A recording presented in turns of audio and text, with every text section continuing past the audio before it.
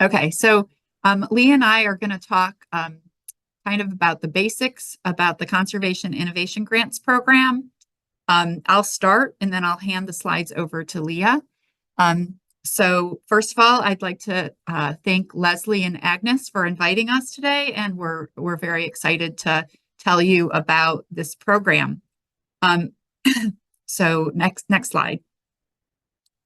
So Conservation Innovation Grants is actually a grant program that is written into the Farm Bill, but it's written into the Environmental Quality Incentives Program, or more commonly known as EQIP. So, you know, the design of it is really to kind of support conservation practices. So the intent overall is to stimulate the adoption of innovative conservation approaches and technologies for private working lands, so farms, ranches, and forest lands. So next slide. So the program's been around since 2002. It was first authorized in 2002, and at that time, we just called it the Conservation Innovation Grants Program. There were two components that came out of it then. There was a national program that is, you know, higher dollar value, essentially, and then states are also allowed to host their own programs. And then in 2018, Congress added another component to it called on-farm trials. So since 2018, at the national level, we've held two programs, well, two components, I'll say. And those, therefore, we named the old one CIG Classic. And so these two are managed at headquarters, and that's really what we're going to talk about today. The state programs are available in about half the states, not every year necessarily, but you can contact your own NRCS state offices to find out if they plan to host a program. And essentially, they will have their own priorities each year. And they have a different dollar amount. Usually, again, they're for much less amount of money. So with that, next slide. So I'm going to go into detail about the National CIG Classic program. So again, the intent of this program is to fund developing promising approaches and technologies that can help conservation practices in general, really to get conservation on the ground. It doesn't have to be really conservation practices, because we have done things like conservation finance before. But because we're testing innovations, you know, these are often high-risk projects. We ask that you bring to a proposal some evidence that it will work. But you know, we really want to get new ideas out there. So sometimes our projects aren't successful, and that's okay. We do focus on field testing new ideas. So again, we want them to show some merit. So, you know, when you write a proposal, you have to show any previous, you have to talk about any previous work that has been done. But there has to be a producer element in our project. And you know, trying to understand if you've got an idea that's appropriate for CIG Classic, you know, you really want to ask, you know, at the end of this project, will there be something available for the producer, even if it's just new knowledge? That can be important. Next slide. So the CIG Classic program's usually funded at $15 million annually. And the federal request has to be between $250,000 or to $2 million. So in general, we fund about 20 to 25 projects each year with this opportunity. Projects can be anywhere from 1 to 3 years in duration. As well, the opportunity is open to everyone in the United States, except for federal agencies. So, you know, if you work at the USDA ARS, you cannot apply to this program. But state agencies can, as well as universities and individuals. And that's kind of special because a lot of programs don't allow individuals to apply for their grants. really the more difficult piece is that you have to involve EQIP eligible producers on these projects. So again, we're going back to the original Farm Bill funding for this, which is the Environmental Quality Incentives Program. So for SIG Classic, these projects, the farmers can be involved in any way. They can be involved in a survey or a workshop. It doesn't have to be on their land, but for many of our projects, our project directors do include farmers on their own land, testing things on their land. In the very last part of SIG Classic that everyone should be aware of is that this program requires match, a non-federal match, and usually that's at 50% of total project budget. So that's a lot of match to bring, and it can be in kind or cash, but I'd say that's one of the most challenging pieces for applicants, and probably one of the biggest reasons people don't apply. Next slide.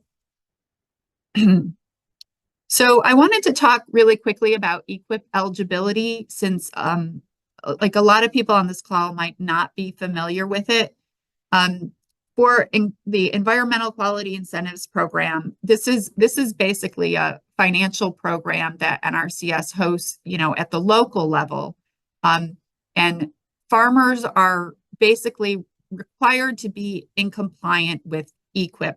Now, for the SIG program, the farmers involved only have to be in compliant with the first three elements. So I've written them here, and this really only refers to farmers in which they're actually using their land and getting funding from the program. So let's say, so in SIG Classic, you have to include EQIP eligible farmers, but you don't have to include farmers who actually are using their land. So what that means is they would have to be eligible for this. Whereas if you're actually doing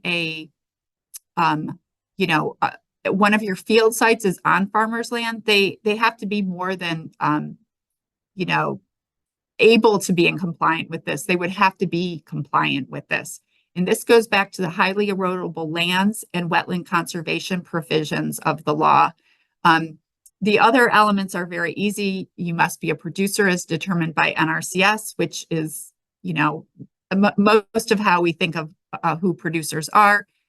As well, they must have control over the land, since many farmers do not own the land they're working. So the requirement is that they just need to have control over that land for the term proposed.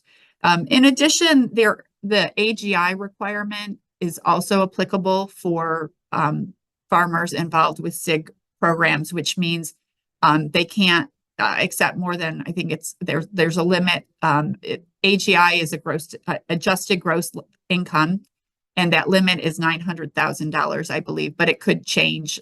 It changes in every farm bill, I believe. Next slide. So I wanted to talk a little bit about priorities, because the SIG program isn't open to any idea in conservation.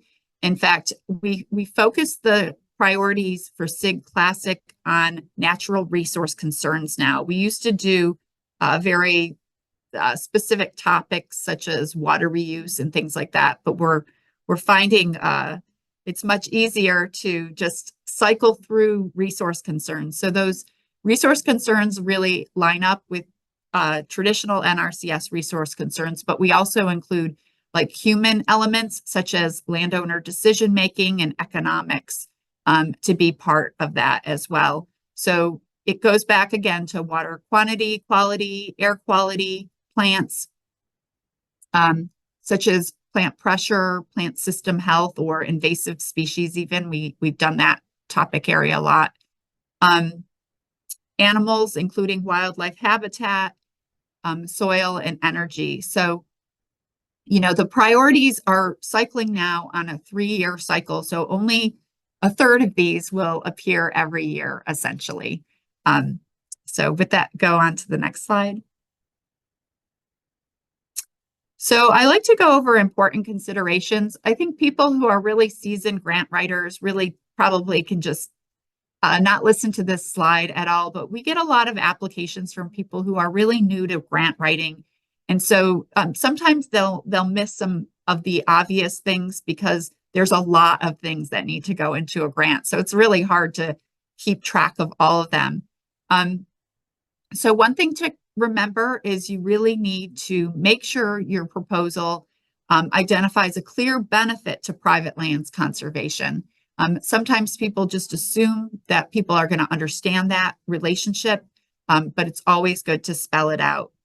And same goes with the idea that your idea you're presenting is both compelling and timely. You shouldn't always assume that the reviewers know why it's compelling. You should really clarify that in your proposal. Proposals should always be written clearly and be well organized. So, factoring in time to edit and, really shape your document up is important. And that extra time is usually well worth it. Make sure you're very clear and detailed about things like methods, measurements, and how you're going to do an evaluation. As well, partnership is a really important part of most of our projects. It's not always important, but usually it's important. So making sure you're bringing partners into the project, it not only shows, it not only helps you have a strong team, but it shows that there's a lot of community support for your idea.